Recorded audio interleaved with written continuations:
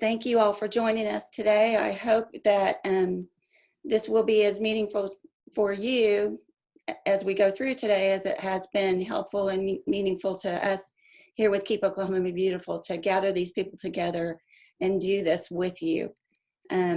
This week we'll be talking with leaders from municipalities around Oklahoma, and they'll be answering some of the previous questions that you all gave us in the survey, and then of course the questions that you put in Q&A today.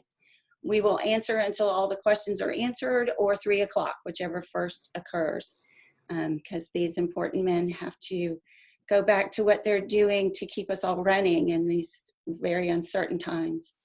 I certainly hope that all of you are doing well. I know that the KOB staff is doing well, and we're pulling through this. A little stressful in these uncertain times, but we're doing our best to keep you engaged. I want to reiterate and remind you that we are here. If you call our office, even though we're not physically here, it does translate to an email, and we can return your call or answer your questions as soon as we can read those emails. So, but I do hope that everyone is well and doing well. In our little own family, we all are becoming aware of acquaintances or even friends who have succumbed to this virus, or at least tested positive. So our hopes and prayers are with everyone who are dealing with this, either physically themselves or within their family. But I'm going to have some announcements at the end of this. We will be doing this again next Monday if this one goes really well and you all let us know that it was helpful and you'd like to hear more. The speakers I have lined up for next Monday are LaToya Knighton with the Oklahoma City County Health Department, and she's going to give us a COVID update and the CDC guideline update. And that's for the first half hour. And in the second half hour, Lisa Steiner of Oklahoma City Beautiful will be talking with us about how to get in that second wave of the payroll protection loan. So you might want to tune in for both of those ladies next Monday. But we really do want to hear from you today about how this went for you, and any things that you can tell us to make it better so that it's a good thing for you to participate in. I'd like to introduce our panelists. I'll let them say a word or two, and then we'll start with Mike Fina. But our first panelist is Chuck Ross. He's the city manager for Comanche, Oklahoma. Hello. And Mike Fina is the executive director of the Oklahoma Municipal League. Hey, Mike. And then participating in conversation from a leadership perspective will be Paul Streets with Midwest City. How are you? And then Chris Knight from Public Works in the city of Stillwater. And Chris, you are on mute. Say hello. Okay. Well, I know he's there, so we'll go ahead and get started. Mike, can you get us going? Yeah, absolutely. I want to thank, Janelle, I want to thank you and KOB for this opportunity today. I think that the one thing that we've learned from the municipal perspective is communications was the most important part of dealing with the virus. We knew that from day one. So hosting these kind of webinars and getting information out there is just critical to what's going to happen in the next phase and what the new normal looks like for Oklahoma and Oklahoma municipalities. So I want to talk about a few things, and then I want to look back at how we got to where we're at today. A councilwoman from Broken Arrow said something that I thought was pretty profound. Are you there?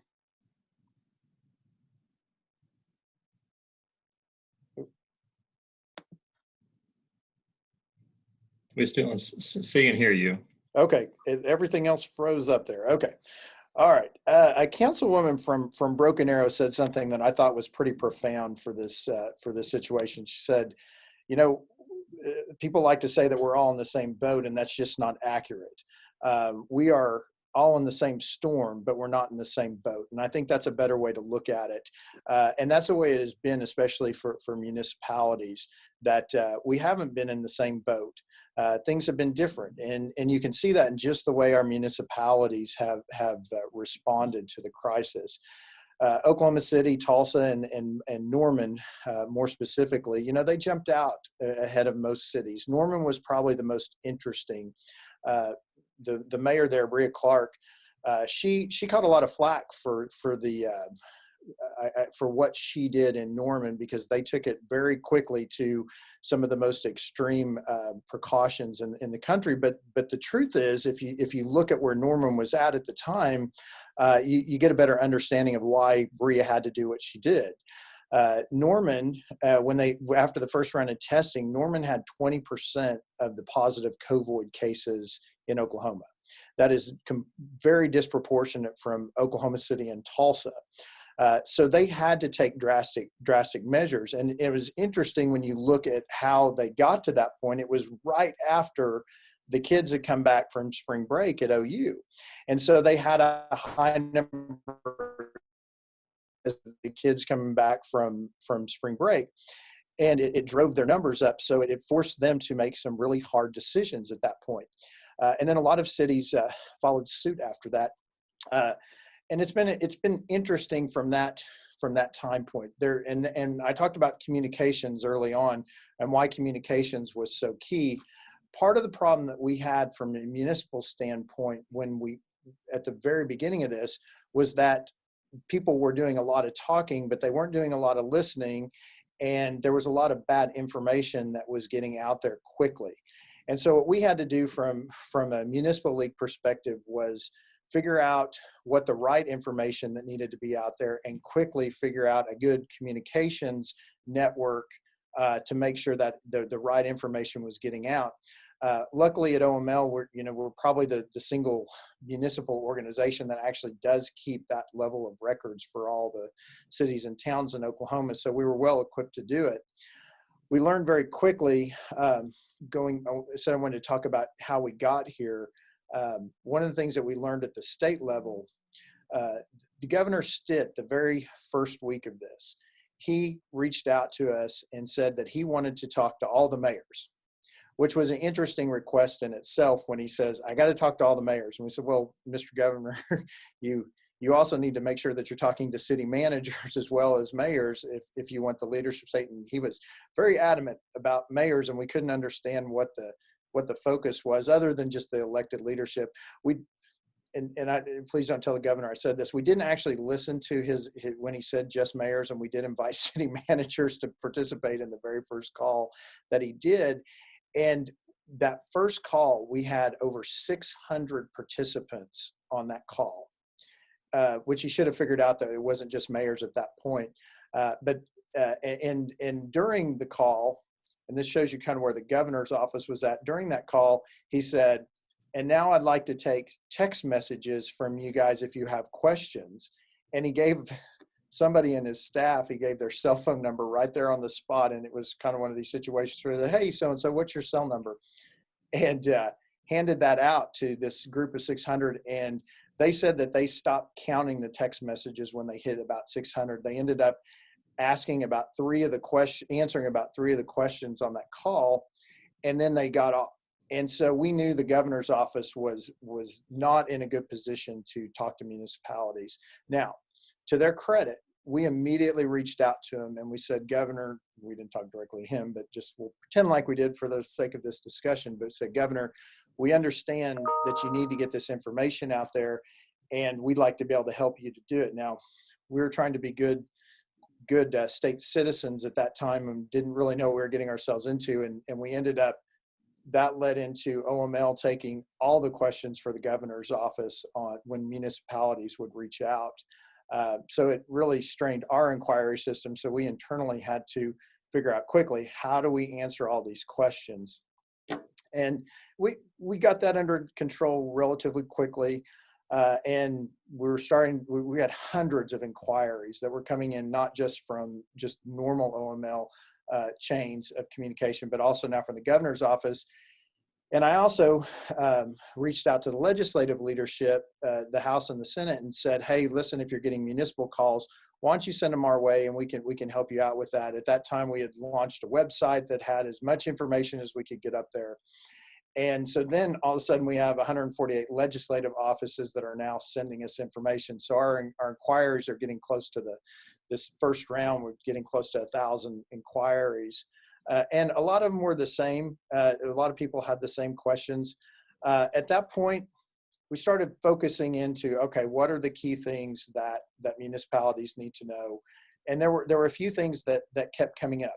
The very first thing that we dealt with was dealing with an emergency. And there was a lot of confusion out there. People thought, well, we have to file an emergency. We have to, or we're not going to get FEMA funding. And that was one of those things that just wasn't true. They said it from the federal level all the way down to the state level that wasn't a requirement of this particular funding. And there wasn't actually any FEMA funding out there. The only money that they had even announced was the SBA money, and that was just to businesses. So there just wasn't a lot of answers that were coming out, not even from the state, but also from the federal government. So, but then, to it, things started, and I don't know if this is the right thing to call it or not, but about 2 weeks into it, things started to normalize a little bit. At that point, we started seeing cities that were sending people home to work from home. We did that at OML, where we worked remotely, and then that's when we started seeing the governor's executive order start. Well, he had already established one executive order to do the emergencies, but that's when his amendment started. And so that's when we saw the progression of the shelter at home, the essential businesses, and then all the things that transpired after that to get us where we are today. And I know I'm not telling anybody anything you don't know right now, but it was interesting that if you look back, the first case was on March 15th. So, a month moves quick during this crisis, and all the things that we've done and the way we've changed the way we operate municipal government, the way we just operate our daily lives in a month has been completely turned upside down. And here we are today. Today was an interesting day in the state. This morning, the governor, and I was fortunate that he asked me to participate on this, but we had the first meeting of the Oklahoma Bounce Back Advisory Council. And there's about 20 different groups on there from all different facets of just Oklahoma life, from municipal government on our end to healthcare providers, even the faith community, to industry, restaurants, all you can imagine. We had a first meeting this morning, and the direction from the governor was, all right, so now we've made it to this point, and I'll tell you why he made this decision in a second, but we've made it to this point. So what does the next step look like? How do we start to get Oklahoma's economy moving again and get the state open again? So I think today was a bit of a watershed moment for Oklahoma. He wants the plan by Friday. So he has some direction on how we're going to reopen the state. He wanted us to focus on 4 areas. The first area was protecting the public and the health and safety of the public. The second was how to get the economy going. And the third was, what does the recovery look like for the state? And then fourth, and this probably will not surprise anybody that's familiar with Kevin Stitt, how do we continue to be a top 10 state? That's always been his mantra since he was elected governor. So I think that today started that next evolution of what is going to happen. Now, what I will tell you about that is that it was because if we move too quickly, and we have a relapse in Oklahoma, we very well might not recover this next time around. We'll lose more businesses, we'll lose more jobs. So we have to be very smart in what this next phase looks like and how we start to reopen businesses and start and kickstart the economy again. I think there are some very thoughtful people that are on the committee that are helping the governor make this decision. And I think that we won't make our time take our time in making the recommendations because he's asked for them by Friday, but I believe that the recommendations will reflect that we're going to be very methodical in how we get the state open. One of the things I was very happy about that the governor, that was said in the meeting is that municipalities would still be able to retain local control. And if I can give the governor one thing that I think that he has done incredibly through this is that he's never once backed off on allowing local control for municipalities. And it goes back to what I opened with about us all being in the same storm but not in the same boat. Having local control was the most important part of that, because there is no way that a one-size-fits-all solution could have been applied and the state to continue to run when this all started. So I think that what you're going to see beginning at the end of this month and early into May is that you will see that the state will start to open in some capacity. Let me give you just a little bit of good news from what I heard this morning, and then we can move on. And I do have a bunch of questions that we can get to later in the discussion. But all of the statistics that we're tracking as a state, the two most important things that they are talking about at the state level is the hospitalization rate and the rate of death. That would sound bad if I said it like that. Compared to other states, our death rate has been pretty low. One loss is unacceptable in all of our books, but we've lost 143 Oklahomans to this. But we only currently have 246 Oklahomans that are hospitalized as of this morning. And so that means that we've had people that have been going into the hospital and they're getting better and they're getting out, and our numbers are actually going down if you look at all the statistics. So all of the things that we need to see in Oklahoma in order to take that next step to whatever that next normal is, we're seeing the right numbers in order to start to move forward. So that was exciting to hear from the governor's office this morning, and I'm look forward to what's going to happen over the next few weeks. So Jeanette, I think that's probably a good place for me to stop there, and then we can answer some questions a little bit later. So that sounds great. Thank you so much. It was a very good presentation. Chuck, did you want to go ahead? Sure. First, let me start by, as a municipality, thanking Mike and the OML staff. They've done a great job keeping us informed, connecting us with the governor, providing resources. Their website's been a huge asset to us, just constantly reaching out and giving us information, up-to-dates on the changes to the executive order. So I appreciate them and their efforts in helping us out. I was part of that first call, and it was interesting. You know, this COVID issue has brought a lot of challenges to cities, running a city, having to make decisions and do things that we've never done before. We've had to get really creative. You know, I just want to touch on one part that that I think is applicable to this. You know, we had planned our Keep Oklahoma Beautiful event for the first week when this started. So we had people starting to prepare. We had people storing trash and getting things prepped to do our cleanup, and it was shut down and we had to cancel the program. And since then, everybody's stuck at home. What do? Well, it's spring, let's spring clean. And so we're having a lot of trash starting to accumulate. And then our waste company decided, hey, we're not going to take any bulky waste. If it's not inside the can, we're not going to pick it up, because they don't want to jeopardize their staff, possibly contaminate and get sick. So this is becoming a major challenge that we're planning for right now on how we're going to address it once the restrictions lift. We will kick our cleanup back off. It will happen as soon as we can. But that's becoming a challenge because we want our city to look nice. People are coming through, and it's really looking bad. Lawn care crews have shut down, so we're having to be very lenient on what we're enforcing there.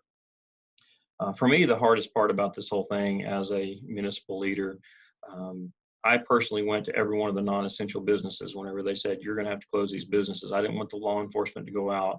I didn't want to just put it on Facebook. I went and talked to every single business owner personally, and through tears, in many cases, having to explain to them, you can't open tomorrow, and helping them understand why, what the implications were, where they can get assistance, what they can do without opening.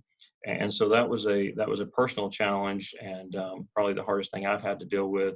aside from, our local cases, and we had one fatality as a result of the COVID. But, it's all uncharted territory. We're all learning it together. The best we can do is have meetings like this and talk to those that have the information like OML, and just continue to work together and network to come up with solutions.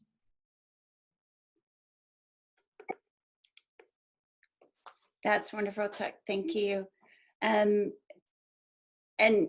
on the panel to help us with the conversation and the Q&A are Paul Streets with Midwest City and Chris Knott from Stillwater.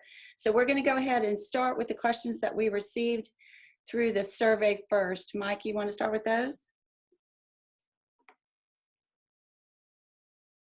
Sorry, I had to unmute there.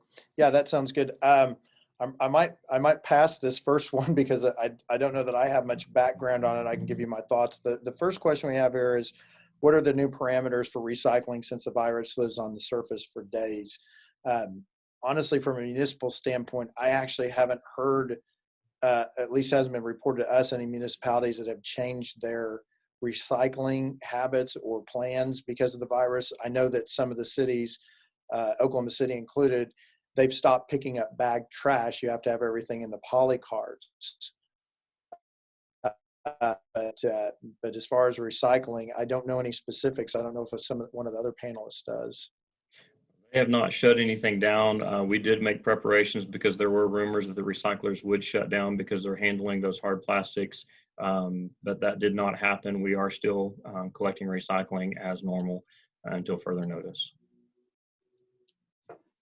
Paul Streets, Public Works Director, Midwest City, and we definitely have seen some changes to our solid waste. Recycling specifically hasn't been an issue because our contractor, it's single stream, so it's all in one can and they're picking it up. We're obviously asking people to be careful about what they're doing. We don't pick up anything at the curb either. We do no hand work at the curb.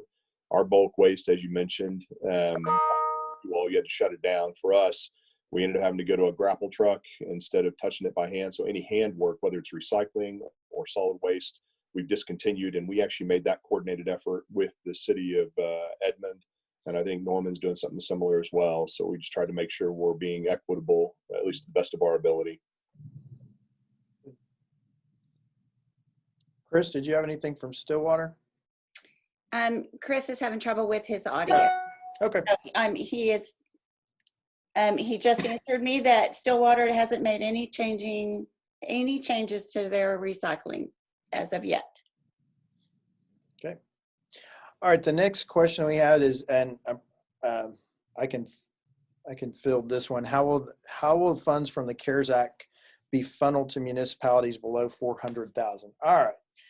What you're going to hear today as we answer a lot of these questions is that there aren't quite answers to everything just yet. And that's going to be a little bit frustrating because it's frustrating to us every single day. Let me talk about the CARES Act just a little bit. So the first version of the CARES Act had $1.53 billion in it for state and local governments.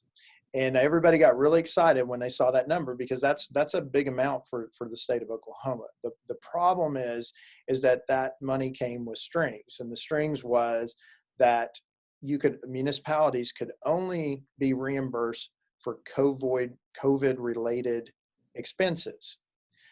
And to be honest with you, our COVID-related expenses have not been that great in municipal government. We're getting most of our PPEs from the state directly. And even if we weren't, those costs aren't just huge. What we needed from the CARES Act was budget stabilization money because Oklahoma, and I believe I'm 100% accurate when I say this, that Oklahoma is going to hit harder than any other state in the nation because we're the only state that municipalities are solely funded through sales tax. And because our businesses are closed down, we're going to get hit harder. And we have made that plea to our congressional delegation. Now, there is right now, this week, there's going to be another bill in Congress, and it's the 2.0 version of the CARES Act, and I think they call it the Community Relief Act. What is happening with that? And I was on a national call on Friday where they gave us an update. And I promise you, I'm not being partisan here. I'm just telling you what has what was reported back to us. The Democrats in the House and the Senate have all signed on this bill, and it would have, I believe, $250 billion that would go into the municipalities. And the priority level of what they're recommending is that it not start at the 500,000 above, but rather the 50,000. There was a threshold for 50,000 where they could get the funding directly, like the 500,000 did. And now, but they did make room for all cities to receive funding under this second level. But of all the things that, there's other things, there's money for hospitals, there's the next round of the payroll protection money that's in there. The one thing that is being held up by the Republicans is the state and local government, or the local government portion of that. Now, the argument is that what my understanding is that some of the other states had misappropriated local government funds in the past, and they're not fond of giving money directly to cities. They felt like the 1.53 billion, or I'm sorry, I believe it was 250 billion before, but the money that already came there hasn't even been distributed. So why would they put more money into it yet? But the truth is that first round of money is not going to help us. So we have reached out, being a very red state that we are. We reached out to all of our congressional delegation, and we've asked them to be supportive of this. And I'm asking you guys now too that we need that they need to be supportive of this next version of the Community Cares Act. So, all right, with that, I'm gonna kind of put the brakes on it there and see if there's any more. And I think Paul had something he wanted to add. Oh no, I thought that wasn't what that was. So, Chuck, do you want to add anything to the Community Cares Act? No, I mean, that was the same question that I had. We're not sure how it's going to funnel out to us. I mean, I've reached out to Congressman Cole and his staff, and we've had conversations, but really there's not been any clear answers. So let me touch on that, because I probably didn't answer that part of it. Right now, the governor's office, he put together a small task force internally that's going to decide how that money is going to get doled out to counties and municipalities. They haven't actually made a decision on what the funding mechanism is going to be. We made some recommendations to him. Our first one is that, actually our first one was said to funnel it through the tax commission, because that's the one state agency that actually sends municipalities money every single month. So there was already a funding mechanism. They didn't seem to like that very much. So we recommended the Commerce Department, because they actually can, through CDBG grants, and they're familiar with how to work with municipalities. But I don't know that they like that suggestion either. So we're still waiting to see what their idea is. Because I haven't really liked what we've proposed to this point. So, but I expect they don't like that money sitting there. It doesn't do them any good to be sitting in Oklahoma City. It needs to get out. So my guess is they'll start announcing how cities can go get that money now. Now, what I will tell you, and we're going to put out some guidelines. We just haven't received them yet from emergency management. We're going to put out some guidelines on what COVID-related expenses look like. But right now, if you think it is COVID related, keep track of it. Your cities need to be keeping track of all those expenses. And the one guideline that they did give us, they said, well, if it wasn't in your budget before, then and you spent it for COVID, then it would be eligible. I don't really like that answer, but that's the answer they gave us. So I'm passing that along to you. We're hoping for much better guidelines from OEM here shortly. Anybody else want to add on that one? Okay. The next one is pretty broad, and this probably better suited for Paul or Chuck. They're asking if there are any good community project ideas. What have you guys done in your communities? Well, of course, I mentioned that we're preparing for and planning for the cleanup whenever things open back up. One of the other things that we're looking at is our 4th of July. We're wanting to do something even greater in celebration, not just for the independence, but celebrating getting back together. And so we're anticipating, if everything clears up and we're allowed to meet again, having a big event there. The biggest challenge that we've had, and I'm sure many people are, is with the graduating seniors. They can't gather for graduation, and so we're looking at possibly doing a parade and letting them do a procession in their cars instead of gathering and walking in the gymnasium. But trying to put things together like that just to bring the community together. to keep the community strong. That's a great idea, Chuck. I like the idea of doing a parade. I think that at least they get an opportunity to be recognized by the community for our project, or at least ideas or things that we can do and still maintain social distancing requirements or guidelines is litter pickup. Trying to get people, if we obviously can provide resources, but honestly, we've not had a lot of people knock down our doors to try to go out and do some of those projects. We don't have, in fact, that's one of the challenges we have, is that those things that we had volunteers for pretty consistently to help provide a suite of services to our community have all but disappeared or dried up in the midst of this. And so there are a lot of things that we just have to leave. If it's not an essential service, it's just not getting done. So. Well, I know too, for KOB, we always have the supplies people need. And we encourage you, as you get out and you walk the trails in your neighborhood or sidewalks or just around a neighborhood park that isn't closed, just with your family, still practice that distancing, but don't pick up anything without gloves on.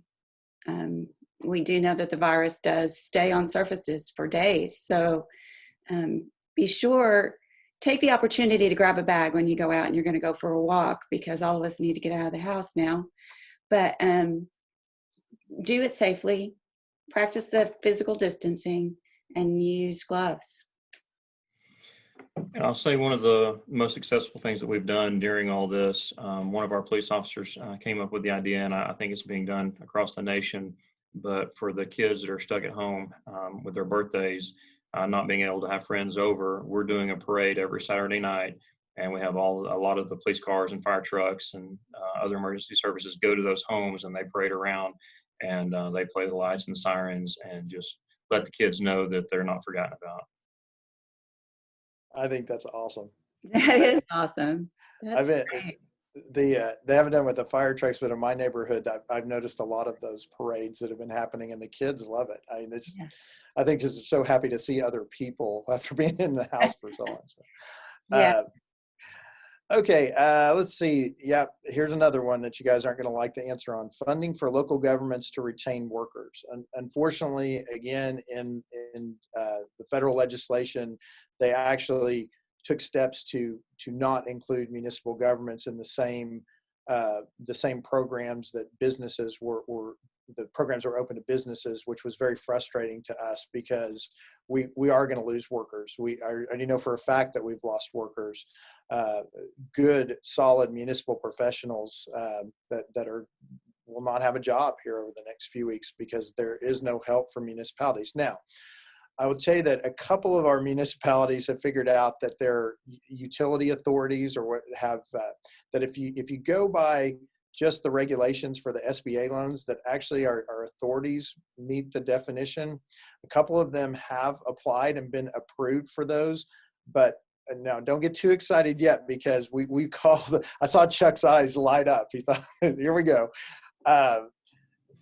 The problem is, we called the SBA, and it was one of those things where I didn't want to ask the question specifically, because I didn't want them. We just had the discussion of the reality of it, and they actually said, well, yeah, by definition, but government entities aren't supposed to be approved, so it could be, if they get the funds, they're going to have to pay it back. In some cases, that's not a bad deal, because they're 1% loans with, like, I believe 30-year payback, so it might be worth it to a city. But I know that some have applied and been approved. None of them that have applied and been approved have actually been funded yet, so they're probably in review through the SBA or the lending institution. But as far as retaining employees, we just don't have those programs open to municipal government like the businesses do, and that's a shame. We should be entitled to that same funding to retain our good municipal professionals. Anybody want to chime in on that one? Or just agree in solidarity? Yeah. Okay. The next question is just future avoidance measures. Let me give you my thoughts on that. I don't believe there's not a formula for what the future avoidance measures are. I think you see them now. I think what what we're doing as far as social distancing, um, the, the things that we're putting in place, you're going to see remnants of that for a very long time. I think that's, we'll probably continue to do things. I'll give you a good example.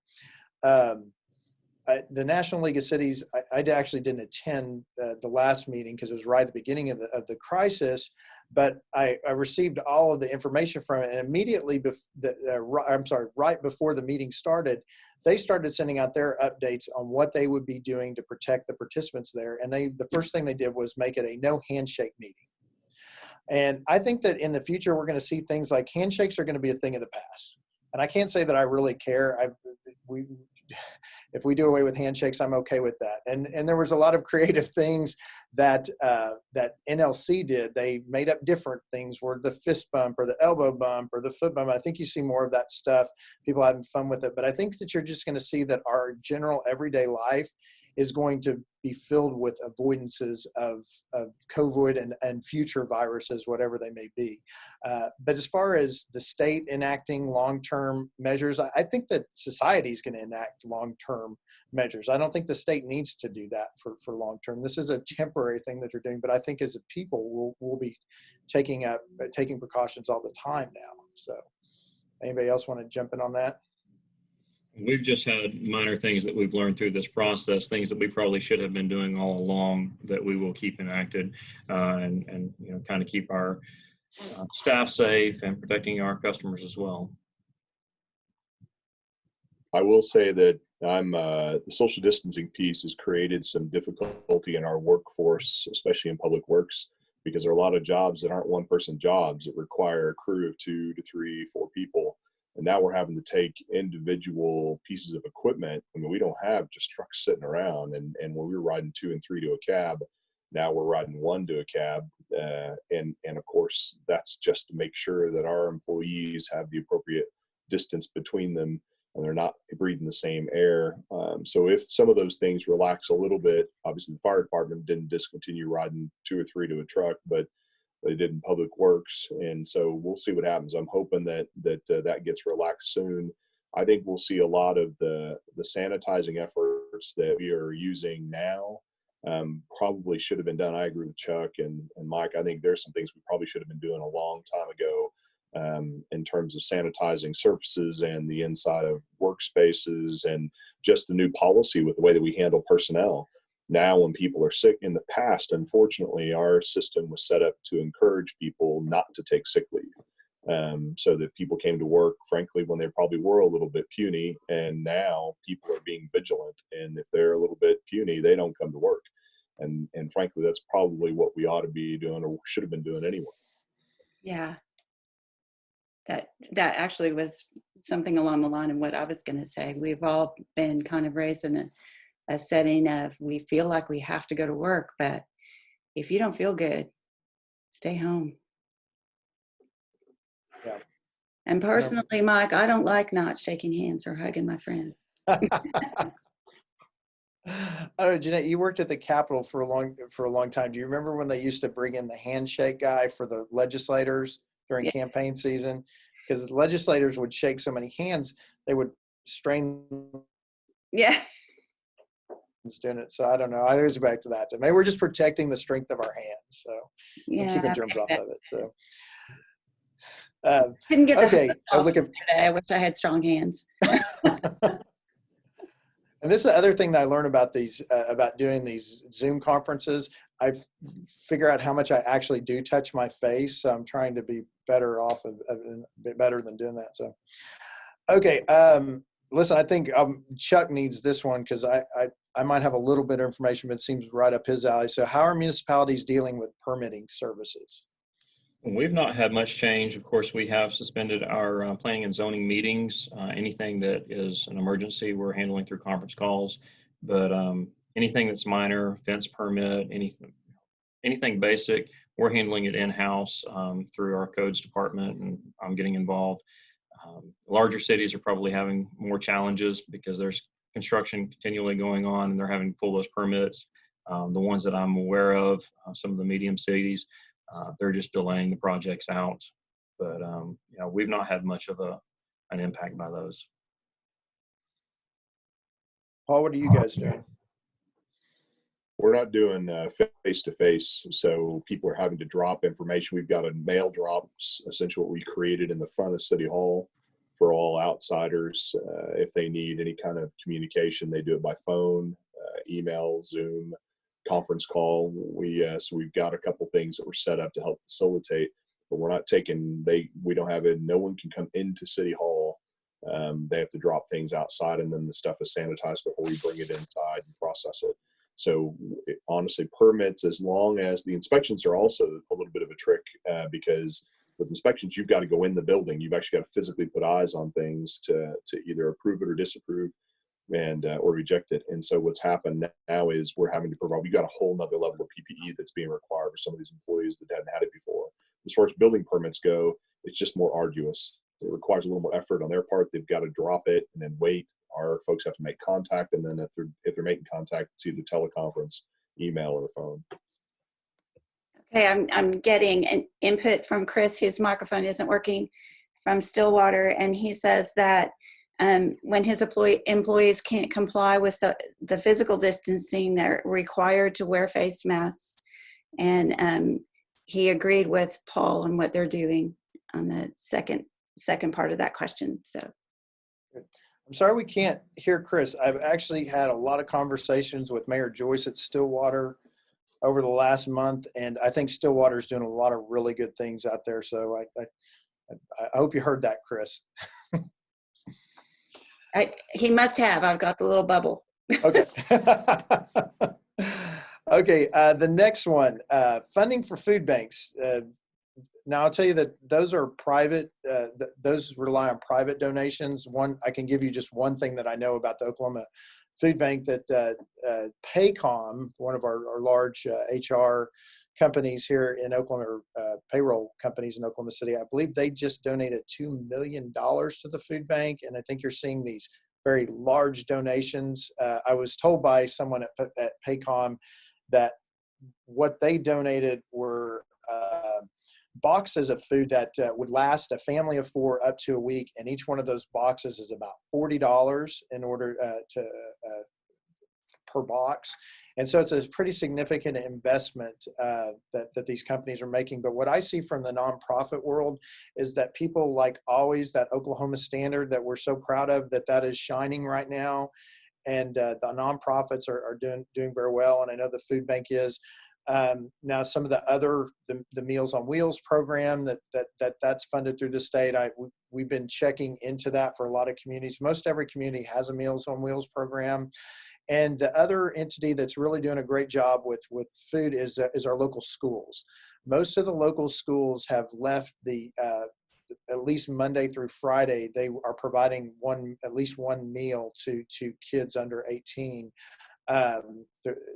During this crisis, even though the schools aren't open. So I think people are really stepping up in that.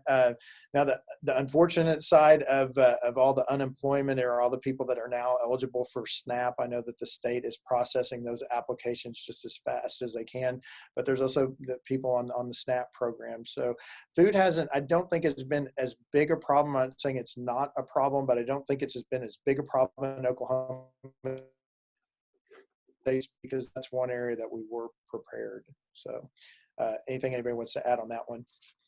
In the nonprofit sector, I've been seeing a lot of that conversation going on the webinars with the Center for Nonprofits, so that a lot of nonprofits like myself, we are, as an organization and our board of directors, talking about something to help rural food banks. But so that I agree that isn't necessarily a place that's going to go without that Oklahoma standard stepping up and making it come to fruition and get food to the people who need it. I did hear that the Restaurant Association and many restaurant groups, like the Good Egg Group, et cetera, are taking their tip pool and making a fund for their staff that's working, but also their furloughed staff, and ensuring that they get meals in these times that they're not employed. And one of the things that makes Jeanette's mind think of is that when we're ordering out, I have actually loved being home and being able to cook. But I stop and make myself be that local hero and order out some food. But to tip and tip generously, especially if they're using that tip pool to help those furloughed employees. You know, a couple of things in community. One, we operate our own nutrition center, and before the crisis, we were averaging 60 to 70 meals per day. We suspended all payment requirements, so we are now delivering meals on a daily basis, and that number has surpassed 100 meals per day that we're providing to our community, to our seniors. And we're not asking for anything, and we've seen that our donations, both in money and food, have increased drastically.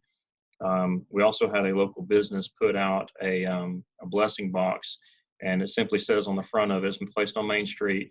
If you need food, take food. If you have extra food, leave it in the box. And I really thought that that was going to be rated after the first day or two. And it's amazing how that has worked and how the community is coming together to help one another. Awesome. Here's a couple of public service announcements in there. If you have questions about social service issues, you can dial 911 on your mobile phone. I'm sorry, 911, 211. Don't dial 911, please. 211 on your mobile phone, and you will get someone at the state that can help you with social service issues. And then also the governor has set up another program that is designed for people to be able to give back and volunteer. And if you go to readyhelpgo.org, readyhelpgo.org, that is what the governor has set up for people who want to get involved right now. So both good areas of information for you guys. So okay, all right, I'm just gonna, the next question is local community CDC recommendations. So I think we're seeing the key CDC recommendations are actually in effect right now. The social distancing, the shelter at home, all my CDC recommendations are leaving me now. But I think we have implemented in Oklahoma everything that the CDC has recommended through that. So I don't know that you're going to see anything additional from the CDC. I think what you're going to see starting here very quickly is that they're going to start rolling back their recommendations rather than adding new ones. So I'll leave that one open to anyone else that wants to jump in on that. Well, I just want to throw in there again my little plug for next Monday's town hall. We will have LaToya talking about the newest and greatest and latest CDC recommendations. So good. We'll have that next Monday. Perfect. Good timing there. Yeah. Okay, this next one is an interesting one, and I'm going to give you the nuts and bolts of it, and then I'd love to hear from the municipal representatives on here how their cities are handling it. Okay, so it's funding for municipalities to budget for the next fiscal year. All right, so this has been a really interesting time for this crisis to hit, because most of you guys that deal with municipalities know that the majority of our municipalities right now are in their budget process. They have to have their budgets done for the fiscal year. Traditionally, right now, we'd be passing budgets and getting ready for next month. But right now, we are in such flux because we actually haven't seen a month yet with the reduced sales tax numbers. That's coming next month when we see what happened for the last 30 days. And we don't know what the impact's going to be. So I would say what we have asked the legislature to do, and the speaker has agreed to help carry this legislation, is that we want to, and maybe I need to take a step back and tell you one other piece of information. Cities, by statutorily, we have to have an annual budget. We have to have it passed by July 1st. Yes, July 1st. I mean, it's a requirement of law. There's just no way around it. We tried to figure out, okay, how could a city, is there any gray area in that statute? And we just couldn't find any. So what we did is we asked the legislature to pass a bill that would give us a 90-day reprieve on that particular statute, just temporarily, because we believe that 90 days would get us in closer to the fall. We'll have several months worth of the down sales tax receipts, and we'll have a better idea on how do we budget for the remainder of FY20. I believe that bill, once they get back into, I mean, they're in session right now, but once they get back to actually passing legislation in a week.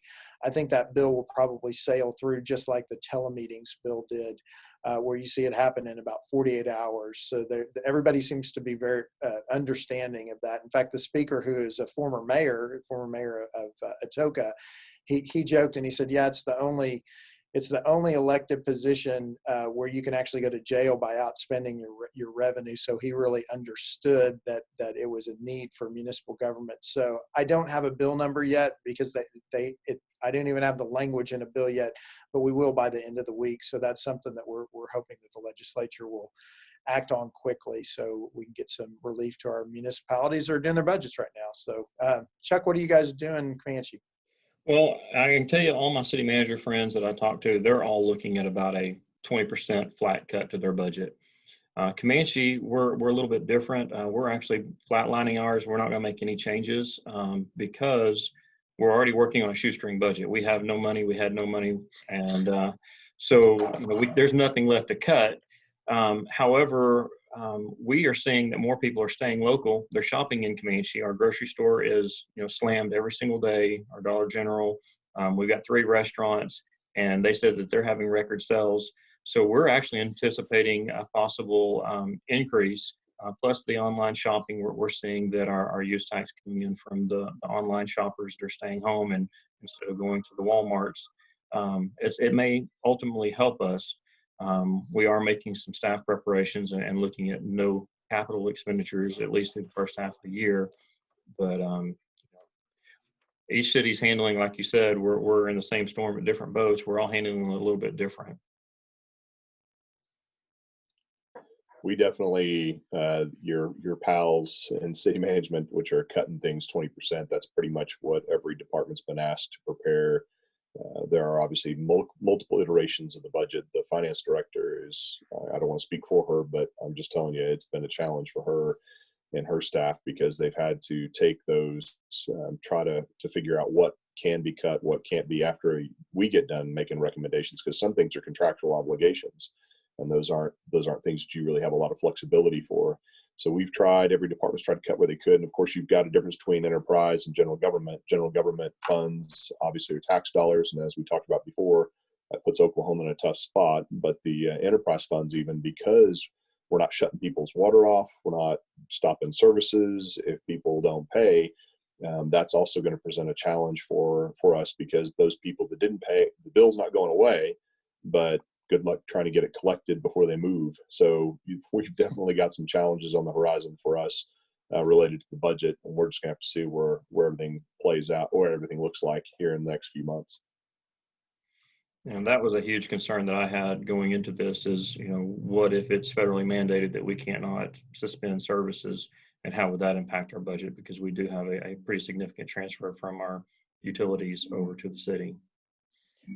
And I think that's an interesting part of this virus, that our 2 main incomes for municipalities were hit the hardest because of the utility bill payments. And right out of the gate, I know not every city adopted that, but that was when it was first announced nationally that municipalities should do this. People just automatically started thinking, oh, I don't have to pay my utility bill now. And Right. It's been interesting that now I will tell you that is one of the things that we have advocated that should be considered a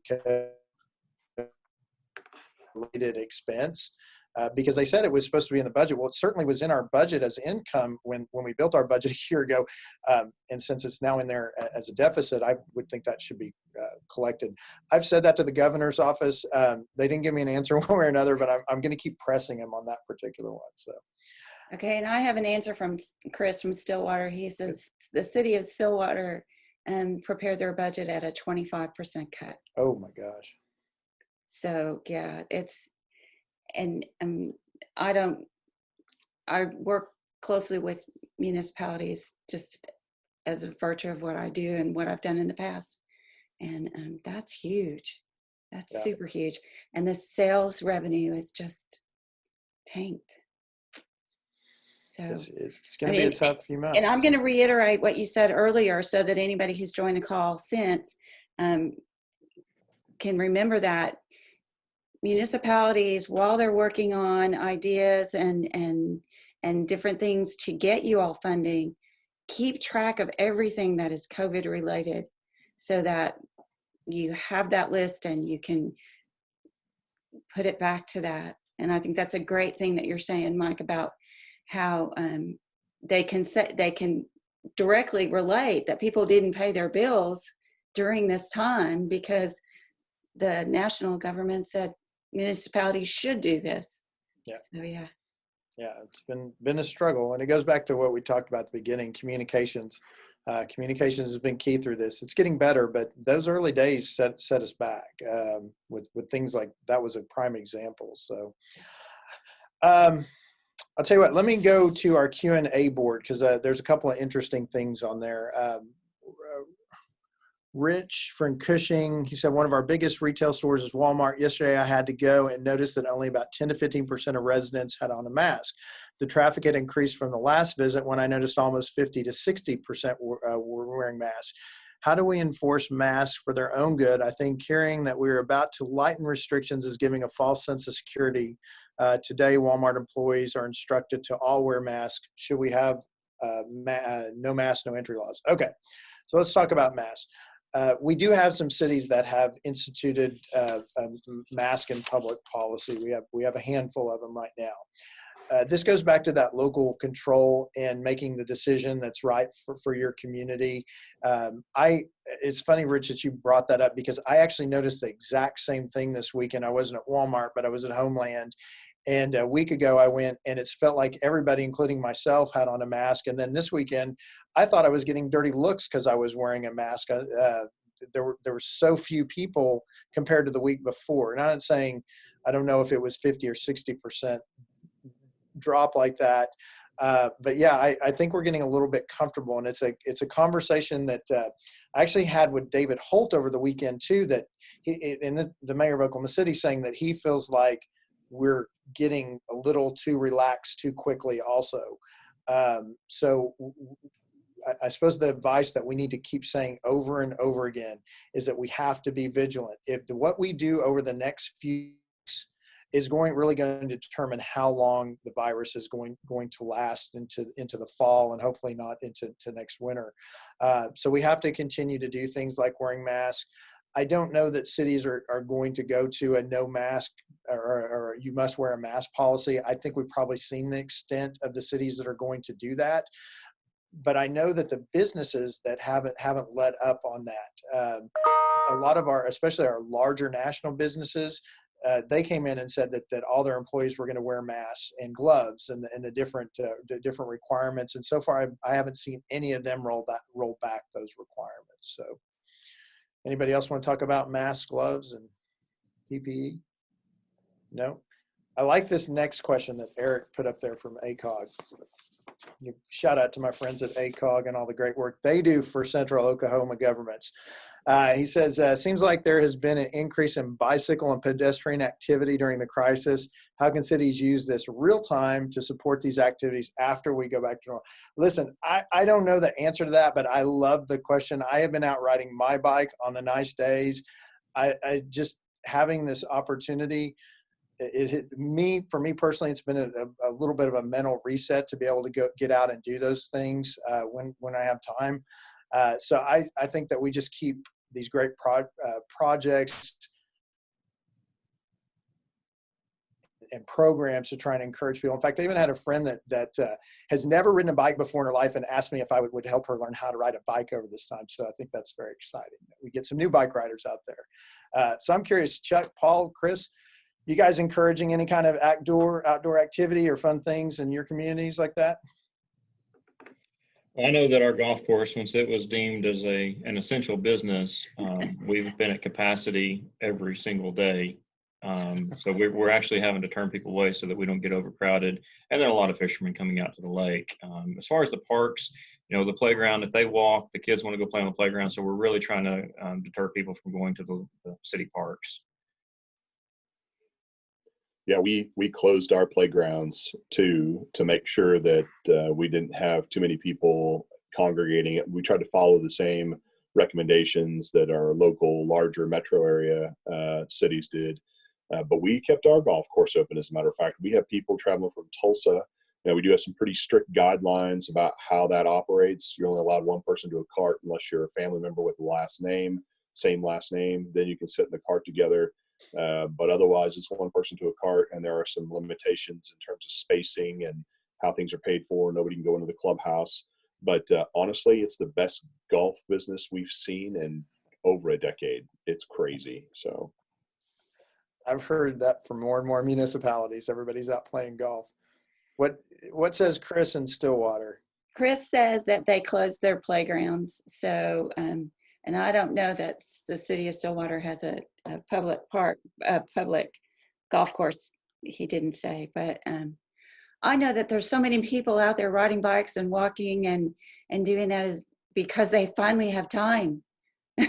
Yeah.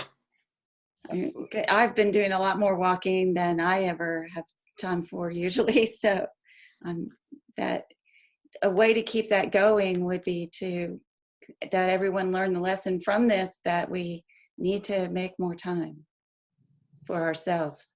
Yeah. So, Jeanette, we're right up on one. Is there anything else that? Yes, we are on time.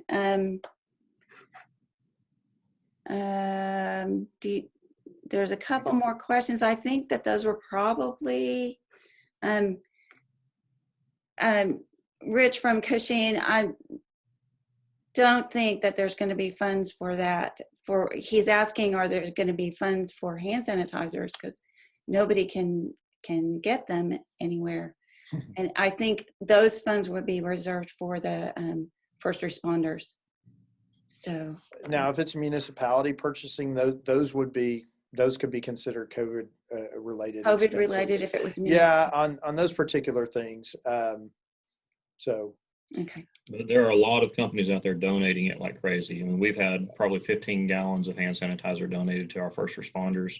So I mean, there are resources for that, but it would be an expense that we would claim through our margins. I've found in Edmond, for the general public, I mean, none of the grocery stores have any. Yeah. So I mean, I'm always curious where the ones that are getting donated, where they're buying. Where do you get it? I would tell you that a lot on the hand sanitizer, we've had a lot of our distilleries in the state that have retooled in order to make hand sanitizer, which is kind of cool. Or that you can go from making vodka to hand sanitizer just overnight, evidently. And so I think we're going to be good on hand sanitizer moving forward, because we get at least 3 inquiries a day from businesses that want to sell it. So I'm assuming they want to sell it to municipalities. So I just assume that there's quite a bit of hand sanitizer out there available. So. Okay, everyone, it is 3:00. So thank you, gentlemen, so much for your time. And thank you, everyone, for attending. And please come again at 2:00 next Monday and let us know what you thought about today. Thank you. Thanks. Good.